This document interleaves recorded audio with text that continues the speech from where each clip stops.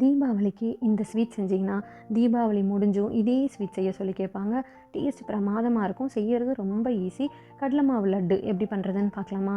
அதுக்கு அடிகனமான பாத்திரம் எடுத்துக்கோங்க. அதில் 1/4 கப் நெய் சேர்த்துட்டு 1 கப் கடல மாவு சேர்த்து லோ ஃப்ளேமில் கைவிடாமல் கலந்து விட்டுட்டே இருங்க. 15 நிமிஷத்துக்கு அப்புறம் இந்த மாதிரி திரண்டு வரும். நெய்யெல்லாம் பிரிஞ்சு வந்ததும் லேசாக இதில் தண்ணி தெளிச்சுக்கோங்க. தண்ணி தெளிச்சுட்டு திரும்ப 5 நிமிஷம் போல் லோ ஃப்ளேமில் கைவிடாமல் கலந்து விட்டுட்டே இருங்க. கடலை மாவு கலர் சேஞ்ச் ஆகும். அதுக்கப்புறம் ஸ்டவ் ஆஃப் பண்ணிட்டு அதை வேறு பாத்திரத்துக்கு மாற்றிடுங்க, ஆறட்டும். மிக்சர் ஜாரில் 1/2 கப் சர்க்கரை, 4-5 ஏலக்காய் சேர்த்து பவுட்ரு பண்ணிடுங்க. அதை கடலை மாவு கூட சேர்த்துருங்க. நட்ஸை நெய்யில் ரோஸ்ட் பண்ணி அதையும் சேர்த்துக்கோங்க. எல்லாத்தையும் கலந்து விட்டுருங்க. லேசாக சூடு இருக்கும்போதே உருண்டைங்களாக உருட்டிடுங்க. அவ்வளோதான், டேஸ்டான கடலை மாவு லட்டு ரெடி. இந்த ஸ்வீட் செஞ்சிங்கன்னா அதுக்கப்புறம் கடையில் ஸ்வீட் வாங்கவே மாட்டீங்க. குழந்தைங்கள்லாம் விரும்பி சாப்பிடுவாங்க. தீபாவளிக்கு இந்த ஸ்வீட் ட்ரை பண்ணிங்கன்னா கண்டிப்பாக கமெண்ட்டில் சொல்லுங்கள். Happy cooking, happy plate.